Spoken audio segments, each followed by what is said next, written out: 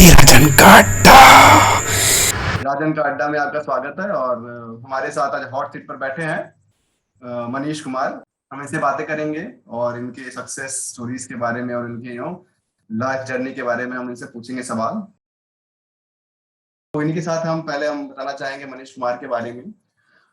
मनीष कुमार ने अपना जो बीटेक किया है वो इलेक्ट्रॉनिक्स एंड कम्युनिकेशन इंजीनियरिंग से किया है और स्टेट कॉलेज से किया है।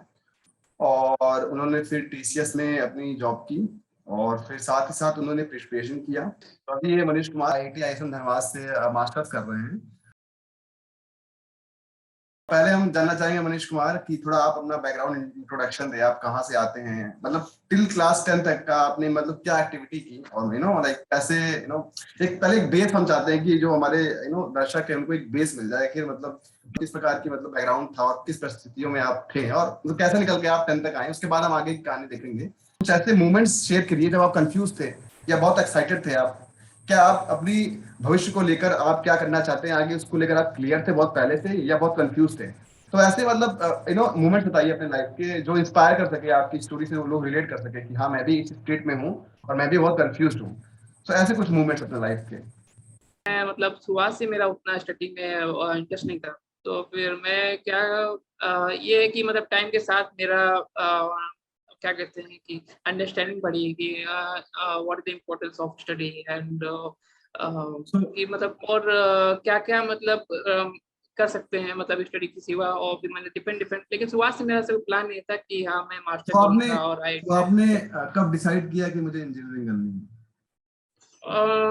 10th तक जो है कि वो तो जैसे रहता है कि पेरेंट्स गाइड करते रहते हैं शुरुआत से ही कि सबको 10th-12th तक जो है कि बीटेक तक तो लोग मतलब पेरेंट्स गाइड करते रहते हैं, ठीक है। तो मेरा भी सेम ही है, मैं जैसे कॉमन रहता हूँ, तो मैं खुद भी कॉमन हूँ। मेरे यहाँ पे मेरे पापा ही जो है कि मेरे मम्मी-पापा जो है गाइड किए कि 10th से जो है मैथ ले लो, फिर उसके बाद फिर जो है 12th में जो है कि ये पीसीएम वगैरह भी है, उन्होंने तो उन्होंने भी मतलब गाइड किया कि तो ऐसे मतलब पढ़ो, आपने पूरा कभी गाइड अपना मतलब।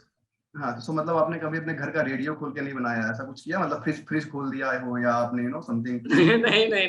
कुछ? नहीं, अच्छा। इंजीनियरिंग के लिए चाहिए होता है कि आप कम से कम 10th-12th में एक तो रेडियो सही कर लो, ठीक है? लेकिन मैंने ऐसा कुछ नहीं किया, ठीक है?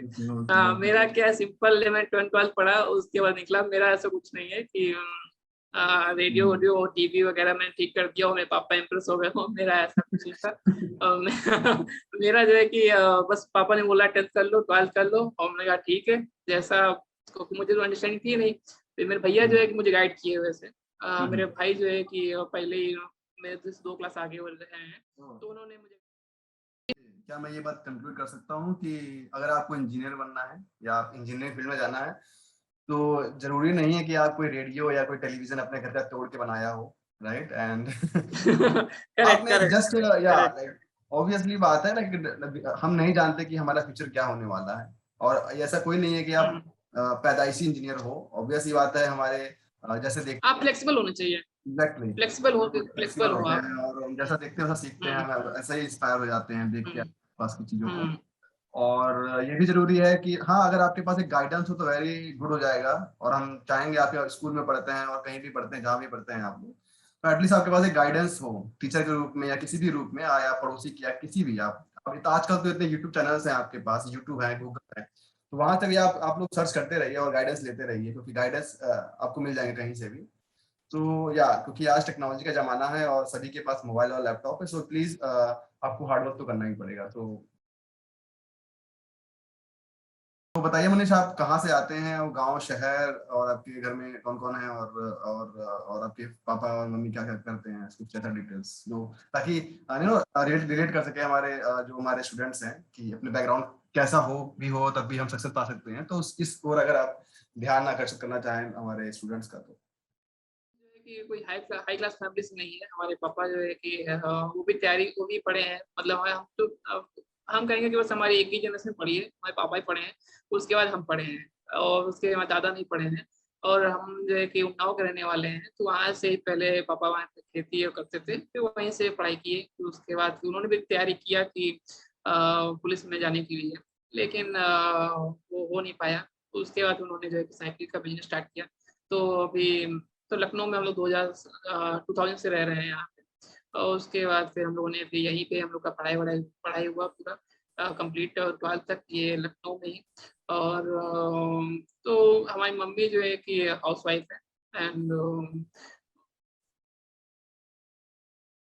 इन्होंने बीटेक किया है इलेक्ट्रॉनिक्स एंड कम्युनिकेशन इंजीनियरिंग से और ये सीएस से कर रहा है, तो कुछ तो स्टोरी होगी, राइट? और इस स्टोरी को हम जानेंगे और हम ये जानेंगे कि आखिर जब ये बीटेक कर रहे थे इलेक्ट्रॉनिक्स एंड कम्युनिकेशन इंजीनियरिंग से, ऐसा क्या हुआ और ऐसा क्या रुझान इनके अंदर पैदा हुआ कि इन्होंने सीएस मास्टर से किया। तो मेरा स्टार्टिंग से ऐसा प्लान नहीं था कि मैं मास्टर करूँगा। 12 पास किए, उसका बीटेक में चले गए, तैयारी की है हमने 1-2 साल उसका प्रिपरेशन का, और यूपीटीओ से और ट्रिपल एम का पेपर मैं निकाला, उसका फिर बीटेक में एडमिशन ले लिए। तो फिर वहाँ पे कंप्यूटर साइंस और इलेक्ट्रॉनिक्स मुझे मिल रही थी, लेकिन कंप्यूटर साइंस में ये है कि मैं शुरुआत से कंप्यूटर नहीं पढ़ा, मैं कंप्यूटर सब्जेक्ट नहीं था हमारे उसमें इंटरमीडिएट में। तो मैं थोड़ा सा डायलेमा में पड़ गया कि अगर पता नहीं कैसा सब्जेक्ट होगा और फिर समझ में आएगा कि नहीं आएगा, तो इसीलिए मैं फिर कंप्यूटर साइंस को लीव करके मैं इलेक्ट्रॉनिक्स ले लिया। और फिर उसके बाद फिर मैं पढ़ा और मुझे मतलब काफ़ी अच्छा लगा। मैं इलेक्ट्रॉनिक्स से इसलिए ले लिया क्योंकि मेरा डायोड और इलेक्ट्रॉनिक्स में काफ़ी मेरी समझ थी, तो हमने उससे आराम से बीटेक निकल जाएगा। तो उसके बाद फिर उसका क्या हुआ कि मैंने क्लासेस सीनियर लोग से इंटरेक्शन हुआ, तो उन लोगों ने एक्स्ट्रा क्लासेस ली इसके लिए, सी पढ़ाने के लिए, क्योंकि सी तो कॉमन रहता है हर सब्जेक्ट में, चाहे आप सिविल हो, चाहे मैकेनिकल या फिर इलेक्ट्रॉनिक्स या फिर कंप्यूटर साइंस, सी रहता है। तो फिर हमारे सीनियर ने हम लोगों के लिए स्पेशल क्लासेस ली, तो फिर उसमें मैंने अटेंड करना स्टार्ट किया और मैं वैसे हाई क्लास अटेंड करता था जो भी सीनियर कंडक्ट कराते थे। तो उसमें उन्होंने जब पढ़ाना स्टार्ट किया तो मैंने देखा कि मतलब उतना डिफिकल्ट नहीं है कि मतलब पहले की स्टडी होनी चाहिए, क्योंकि वो एकदम शुरुआत से स्टार्टिंग से वो लोग लेके स्टार्ट करते थे और फिर एंड तक मतलब पूरा पढ़ाए थे लास्ट तक। तो फिर मैं काफ़ी कहूँगा कि मतलब मेरा रिस्पॉन्स काफ़ी अच्छा था और फिर इंटरेक्टिव भी था सेशन, और मुझे वहाँ से काफ़ी इंटरेस्ट आया कि सी भी सीख सकते हैं और सी प्लस प्लस आराम से, मतलब ये सी प्लस प्लस वगैरह जो भी सी पढ़ाते हैं दोनों स्टार्ट कर सकते हो, क्योंकि दोनों बेसिक रहती है। तो सी पढ़ाते थे हमारे यहाँ, तो वहीं से हमारा कोडिंग लैंग्वेज का मतलब इंटरेस्ट आया कि कर सकते हैं, कोडिंग कर सकते हैं। फिर उसके बाद फिर हम लोगों को इलेक्ट्रॉनिक्स के हैं तो हम लोग को एम्बेडेड सिस्टम भी आना चाहिए, तो हम लोगों ने मैंने कोचिंग किया, हम और मेरा दोस्त वो कोचिंग किए यहाँ। और फिर उसके बाद फिर वहाँ पर भी हमको जो है कि सी से मतलब पढ़ाया गया एम्बेडेड सिस्टम यूजिंग सी। उसके बाद फिर हम लोगों ने एवीआर भी पढ़ा और जेट मेगा, उसमें मतलब काफ़ी कोडिंग का मतलब इंट्रोड्यूस हो चुका था।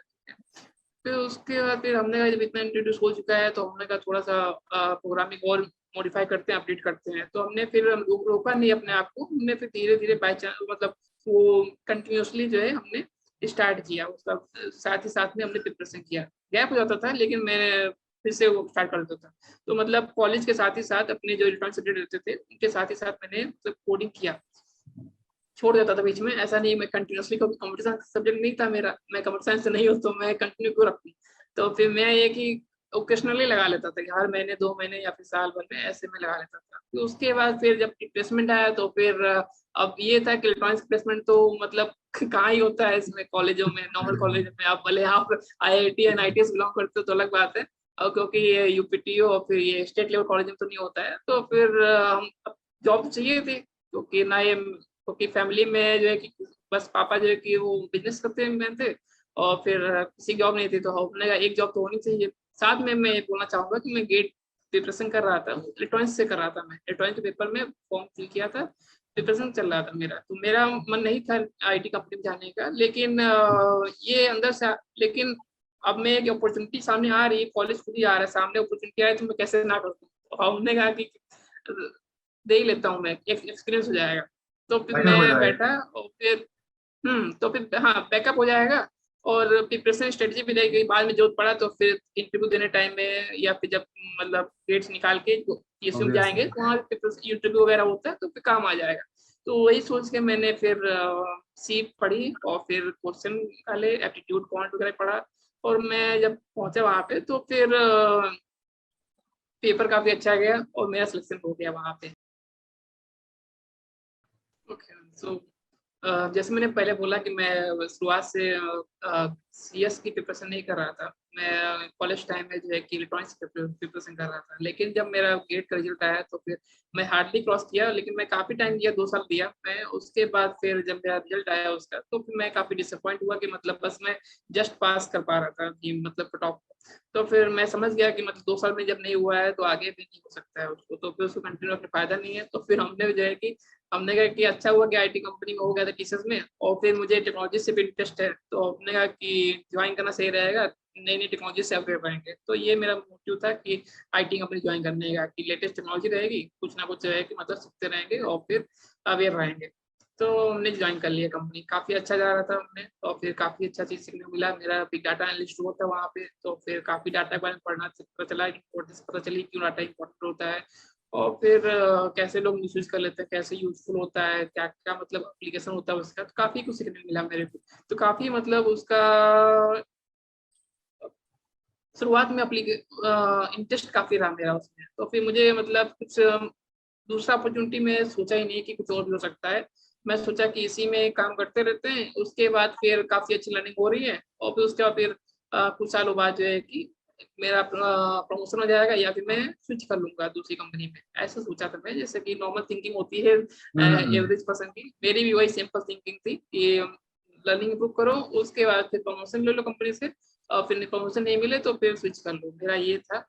और फिर लेकिन फिर मैं 2 साल तक काम करता रहा लगातार, और फिर जब लेकिन 2019 के एंड में मेरे को लगा कि मतलब ऐसे नहीं चलेगा, स्विच कर दूँ कंपनी, बदलो दूसरी कंपनी में जाओ। तो मेरे को मतलब ये नहीं करना था, और मुझे टाइम नहीं मिल रहा था पढ़ने का, क्योंकि मेरा मतलब इंटरेस्ट जग चुका था उसमें। बीटेक के टाइम नहीं कि पढ़ना मतलब हमेशा अच्छा ही होता है, क्योंकि अपने टाइम इन्वेस्ट करना है एक फ्यूचर के लिए अच्छा होता है।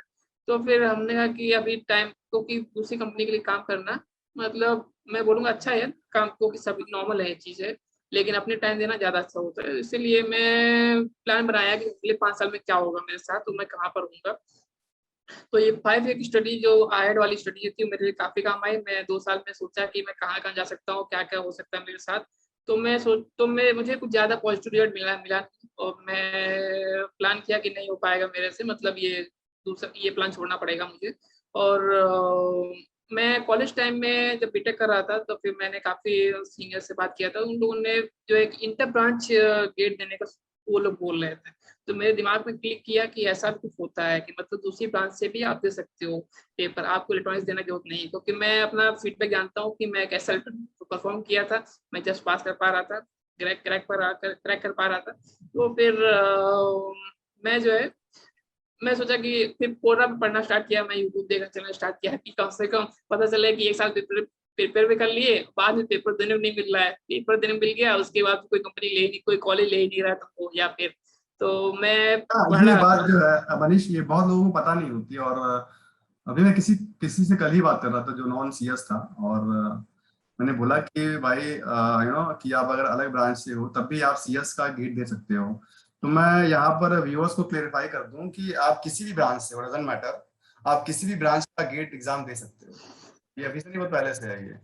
So please note it down, and please आप उसको और लोगों को बताएं और इसके बारे में शेयर करें कि आप, डजंट मैटर कि आप किसी, अगर आप किसी सिविल में फंस गए हो या आपको नहीं समझ में आ रहा है, तो आप सीएस का या किसी भी फील्ड का आप ब्रांच का आप गेट दे सकते हो। सो आपके पास अपॉर्चुनिटी है बीटेक के बाद भी अपने लाइफ चेंज करने की। सो या यस। नॉन सीएस का बंदा कैसे गेट का मतलब प्रिपरेशन किया, कैसे उसने मेंटल अपने सिचुएशन को कैसे डील किया, तो कहीं ना कहीं आपको हर स्टेज पे ये तो लगता ही होगा ना कि सीएस के बंदे भी हमारे साथ कॉम्पिटिशन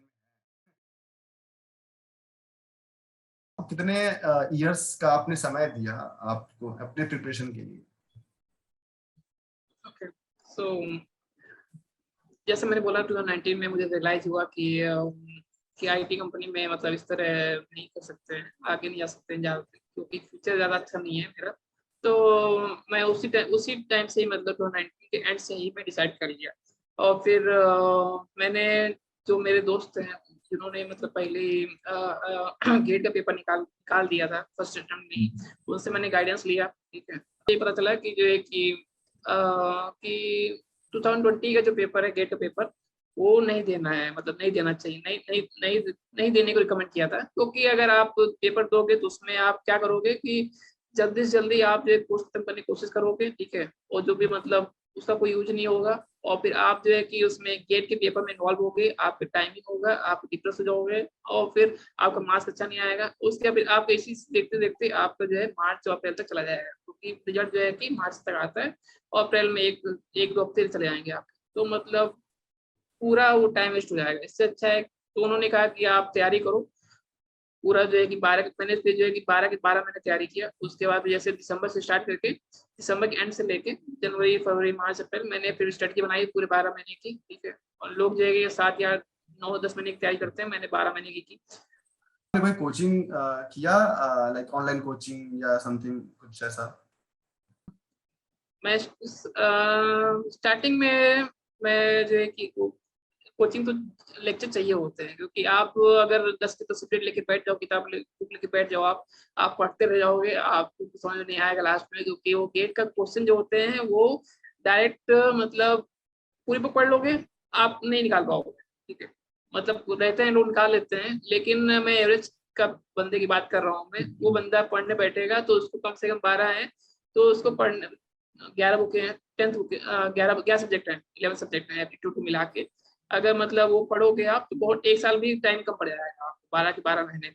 तो आपको लेक्चर तो चाहिए ही चाहिए, ठीक है। तो हमने जो है लेक्चर, मैंने रविंद्र बाबू के लेक्चर फॉलो किए मैंने, और मैंने और कोई दूसरी कोचिंग इंस्टीट्यूट नहीं फॉलो किया। और क्योंकि मैंने देखा था कि जो मेरे साथ वाले थे उन्होंने भी रविंद्र बाबू लेक्चर से किया, तो मुझे कॉन्फिडेंट हो गया कि रविंद्र बाबू लेक्चर के मतलब निकाला जा सकता है पेपर। तो सबसे बात है कि पहले, हाँ, तो रिसोर्स से पक्के होने चाहिए आपके, कि आपको ट्रस्ट करना है उस रिसोर्सेज पे। अगर आप एक रिसोर्स पे ट्रस्ट नहीं कर पाएंगे तो आप जो है कि गेट निकालने के चांसेस आपके डिक्रीज हो जाएंगे। ये सो था। सो सो आपने कोई टेस्ट सीरीज ज्वाइन किया, और कितने किए, और मतलब वो 2 साल का टेस्ट का सीरीज रहता है, तो वो मैंने ऑफर था उस टाइम कि लास्ट ईयर का भी दे लो, इस ईयर का भी दे लो, तो मैंने सोचा कि शायद टाइम बच जाए, तो हमने ले लिया 2 साल का। लेकिन ऐसा कुछ किसका हुआ था? नहीं। मैं किसका वो टेस्ट सीरीज था वो? किसका मतलब? हाँ, मेडिजी टेस्ट मेरी सीरीज जी था जी। वो। हाँ, मेडिजी से मैंने लिया। उसके बाद फिर मैंने ग्रेडअप पे भी टेस्ट सीरीज के लिए मैंने एक सब्सक्रिप्शन ले लिया था, क्योंकि मैंने देखा कि क्या कहते हैं, पहले फ्री ऑफ कॉस्ट था, तो मैंने उनके जो एक लाइव टेस्ट होते थे, लाइव टेस्ट मतलब डेली डेली स्मॉल टेस्ट रहते थे, उसमें कम से कम 20 क्वेश्चन या 15 क्वेश्चन रहते थे, हाफ एन आवर में निकल जाता था। और फिर वो क्या रहता था, मल्टी सब्जेक्ट रहता था, एक सब्जेक्ट नहीं रहता था, मल्टी सब्जेक्ट रहता था। तो मुझे काफी अच्छा लगा वो, कि एक बार आधे घंटे में आपको पूरा 2 सब्जेक्ट आपका रिवाइज हो जाते थे। तो वो मैंने लिया, बस ग्रेडअप वाला लिया मैं, ग्रेडअप वाला, और मैंने ये बीटीजी का टेस्ट सीरीज फॉलो किया लास्ट में, एंड में। गुड। स्क्रीन इज की टू सक्सेस। तो आपने जो 12 मंथ्स आपने दिए हैं प्रिपरेशन को, और कैसे आपने प्लान किया, और आप उस प्लान पे, उस स्ट्रेटजी पे कितने परसेंट आप अमल कर पाए, आपने कैसे उसको इम्प्लीमेंट कर पाया अपने ग्राउंड पर? ये है कि ऑफिस तो मेंटेन करना है आपको, क्योंकि मैं लीव तो लिया नहीं था, और आपको ऑफिस साथ में करना है, क्योंकि आपको ऊपर जॉब भी है। और 9 से 6 ऑफिस रहता था। तो आपको क्या करना है कि आपको सुबह का टाइम जो है आपका, और रात का टाइम जो है, तो उस टाइम में ही आपको जो करना है। और फिर लंच टाइम में ब्रेक जो मिलता था, आप उसमें चाहे जो 1 घंटे में जो करना है आप कर लो। तो जो एक मैं जैसे बोला कि नया स्टार्ट मत करो आप, और आपका टाइम सुबह वाला टाइम है, और आपका रात में जो है कि 6 बजे के बाद जो है कि 12 बजे तक आपका टाइम है। और मैं ये नहीं कहूँगा लेट नाइट स्टडी स्टार्ट कर दो आप, क्योंकि लेट नाइट स्टडी करोगे तो आप सुबह भी देर से उठोगे, तो ऐसा नहीं है। लेकिन आपका अपना अपना फंडा है, आप जैसे टाइम मैनेज कर सकते हो आप। मेरा क्या है कि मैं रात को ज़्यादा पढ़ नहीं पाता हूँ, कि 1-2 बजे तक पढ़ता रहूँ मैं, ऐसा नहीं है। मुझे कंसंट्रेशन नहीं बन पाता है, तो मेरा सुबह वाला माहौल अच्छा बनता है मेरा। तो मैं क्या किया था कि सुबह के मैं 5 बजे उठ जाता था, और 5 बजे से लेके सुबह के 9 बजे तक जो है कि मैं ऑफिस के टाइम तक मैं पढ़ता रहता था। आपका क्या बोले फियर बोले आपका क्या फियर था, या क्या फियर था, या क्या वो की था जो आपको हमेशा मोटिवेट करता रहा कि खुद, कि मैंने नहीं यार, मुझे पूरा करना है? 12 मंथ्स प्रिपरेशन करना, it's a big deal, obvious सी बात है। एक बंदा जिसके पास जॉब भी है, और और वो इसी बैकग्राउंड से भी है, तो डर तो हो गई, ऑब्वियस सी बात है। तो आपके में क्या फियर था जिसने आपको मोटिवेट किया तो कीप ऑन वर्किंग, लगातार काम करने के लिए? ओके, सो मतलब मेरा डर यही था कि मैं अगर एक साल दे रहा हूँ, तो मैं, क्योंकि मैं 1 साल अगर आईटी में दूंगा तो मेरे पैकेज जो डबल हो जाएगा, ठीक है। मैं जितना पैकेज काम कर रहा था मैं डबल पैकेज या डबल जा सकता हूँ मैं 50 होता है टाइम आज या होता है आज 200 तो टाइम। होता है। हाँ ऐसे एक साल में काम करूंगा मैं इस पे आईटी कंपनी में तो मेरा हो सकता है। तो मैं काफी रिस्क ले रहा था कि वो भी लॉस हो जाएगा ये भी लॉस हो जाएगा। तो मैं नहीं चाहता था कि एक साल जो है कि मेरा टाइम वेस्ट हो जाए। तो मेरा सबसे बड़ा फैक्टर यही था कि डर यही था कि मेरा एक साल टाइम वेस्ट हो, क्योंकि यंग एज में टाइम का वैल्यू नहीं रहता है, लेकिन आप जैसे जैसे एडल्ट हो जाओगे आपको टाइम की वैल्यू बदल जाती है। ठीक है, तो सबसे बड़ा यही चीज था कि एक साल अगर मैं दे रहा हूँ मैं तो मुझे निकालना नहीं था मैं। तो सबसे बड़ा डर यही था मेरे अंदर। बाकी तो और कोई मतलब नहीं था क्योंकि मेरी जॉब भी सिक्योर थी। बस ये था। तो आपने लेक्चर्स का यूज किया अपने प्रिपरेशन के लिए, तो कोई बुक्स यूज किया आपने, कोई बुक्स रेफर? डीबीएमएस के लिए नवाते प्रेफर की थी अपने टाइम में कि क्योंकि वो काफी डिटेल में है वहाँ पे। वो नवाते बुक और एल्गोरिथम के लिए और डाटा के लिए कोलमैन वगैरह मैंने प्रेफर की। उसमें काफी अच्छा दिया हुआ है। लेकिन मैं ये नहीं बोलूंगा कि जो मतलब नॉन सीएस बनते हैं वो जाके सीधा बुक पकड़ लो, क्योंकि आप बुक से कुछ समझ आने वाला नहीं है और आपको इतना टाइम नहीं है कि आप बुक से गो थ्रू कर लो। तो आप ये है कि आप ये लेक्चर पेपर फोकस करो कंप्लीट, और वो कंप्लीट करने की जल्दी जल्दी ट्राई करूँ, और उनको फिनिश करने के बाद आप जल्दी जल्दी टेस्ट स्टार्ट करते हो आप, इस पे शौक मनाते हो कि अगर मैंने वो कर लिया होता तो शायद थोड़ा बेटर होता। सो ड्यूरिंग प्रिपरेशन हुआ या बीटेक में हुआ या whenever, like आपने ऐसा लगता है कि आपने कोई डिसीजन गलत लिया उस समय, लाइक जब आप प्रिपरेशन कर रहे थे गेट की, राइट, है ना, और या आप जब बीटेक में थे, बीटेक बीटेक मुझे इलेक्ट्रॉनिक्स सीट और कंप्यूटर साइंस सीट दी थी, लेकिन मैं कंप्यूटर साइंस में छोड़ के इलेक्ट्रॉनिक्स ले लिया। मैं सबसे बड़ा तो मुझे वो याद रहता है कि कम से कम ले लिया होता मैं तो सही रहता है। मैं कंप्यूटर साइंस काम कर रहा हूँ, मेरे पास डिग्री भी रहती है बीटेक की, और अभी भी मैं एमटेक की डिग्री रहती है सीएस की, क्योंकि मैं अब सीएस में काम कर रहा हूँ मैं।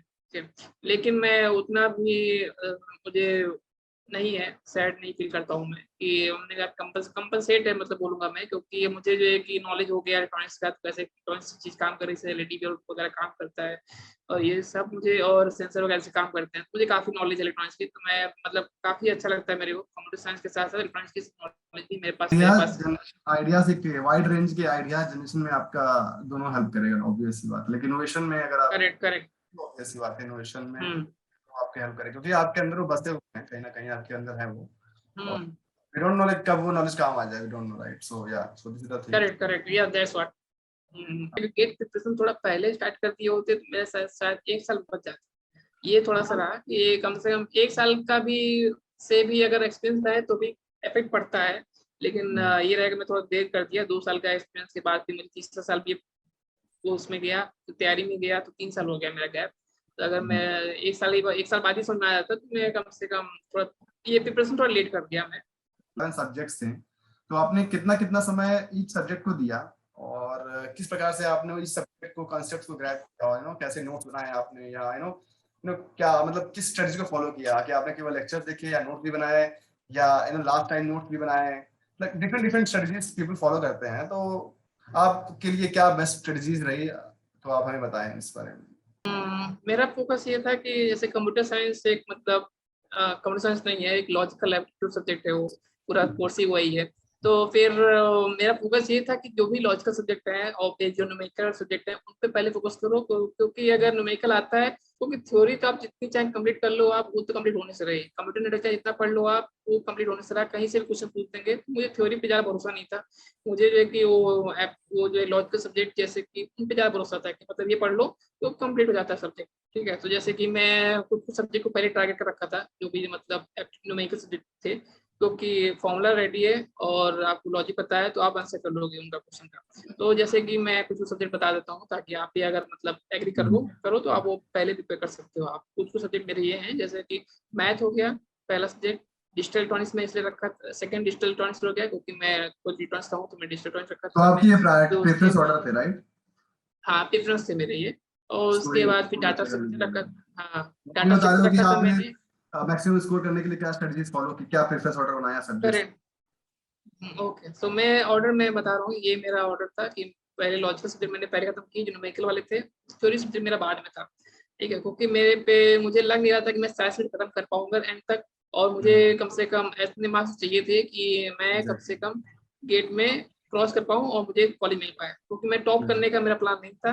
तो मैं वैसे नहीं कि मैं 11 सब्जेक्ट खत्म कर पाऊँ, मैं ऐसा नहीं था। मैं सोचा था कि, और मेरा ये फोकस था कि स्कोरिंग सब्जेक्ट पहले खत्म करूँ और फिर जो लेस स्कोरिंग है उसको बाद खत्म करूँ। उसके बाद मेरा एक और कैटेगरी था उसके ऊपर कि एक और कंडीशन थी कि जो लॉजिकल सब्जेक्ट है, जो न्यूमेरिकल सब्जेक्ट है, उनको पहले खत्म करूँ, ठीक है, क्योंकि उनको जो है कि पढ़ने में थ्योरी कम करनी पड़ती है और जल्दी खत्म हो जाते हैं सब्जेक्ट वाले जैसे। तो मेरा फोकस ये था कि पहले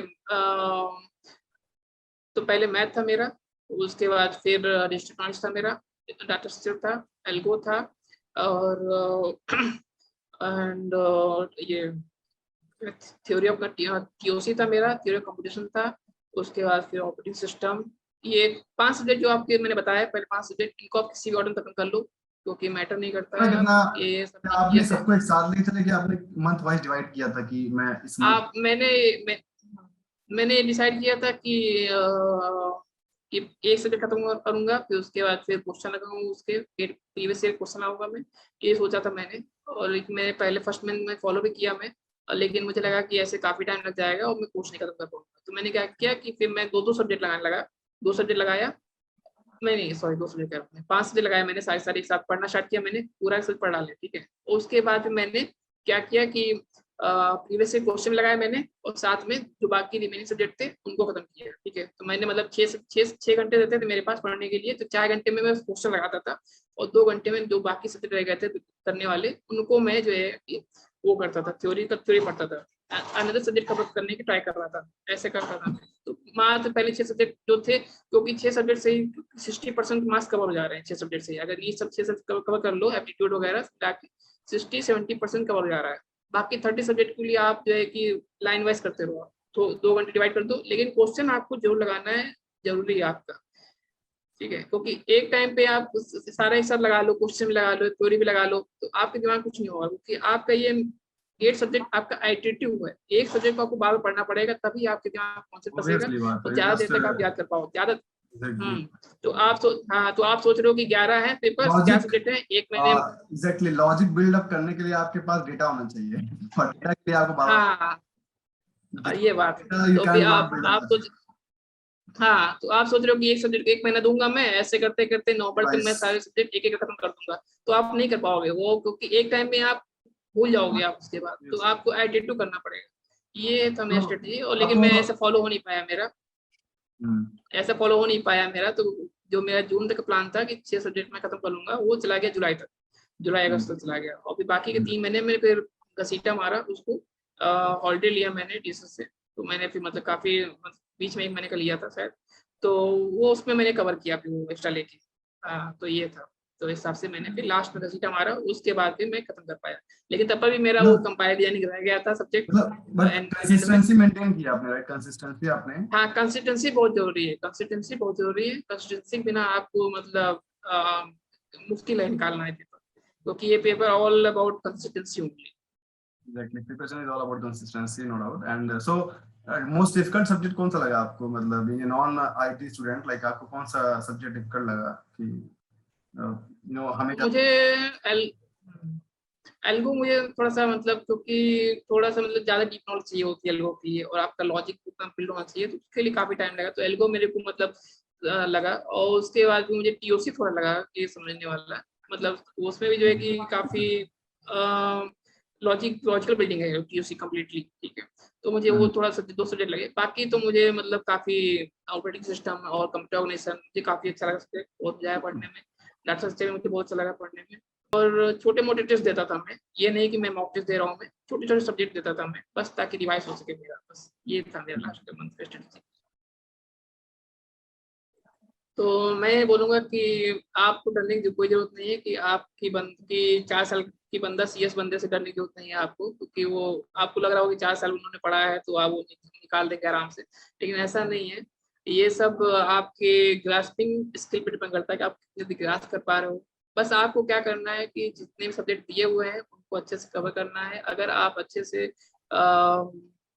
क्या कहते हैं पढ़ के आप अगर नंबर स्कोर कर पा रहे हो आप मेडिजी में, और फिर जो भी मतलब मॉक टेस्ट वगैरह है उसमें, तो आपको डरने की कोई जरूरत नहीं है, क्योंकि क्योंकि सभी को एक ही पेपर सॉल्व करना है, ठीक है, कंप्यूटर साइंस को अलग नहीं करना है, ना ही आपको अलग करना है। सेम ही टाइप का पेपर, सभी लोग एक ही चीज फॉलो कर रहे हो आप, मटेरियल भी एक ही फॉलो कर पा रहे हो आप, ठीक है। आपका अगर नंबर उससे देख के आ रहा है, ठीक है, तो आपका नंबर आएगा, जरूर आएगा आपका नंबर, आप निकाल लोगे, ठीक है। तो ये है मेरा स्ट्रेटजी, मतलब ये टिप्स रहेगा कि आपको डरने की कोई जरूरत नहीं। ठीक है, मनीष ने हमें बताया अपने पूरे जर्नी और पूरे प्रिपरेशन स्ट्रेटजीज के बारे में ना, वही क्रैक कैसे इन्होंने क्रैक किया गेट एग्जाम और IISM धनबाद में, और ये आज मास्टर्स कर रहे हैं।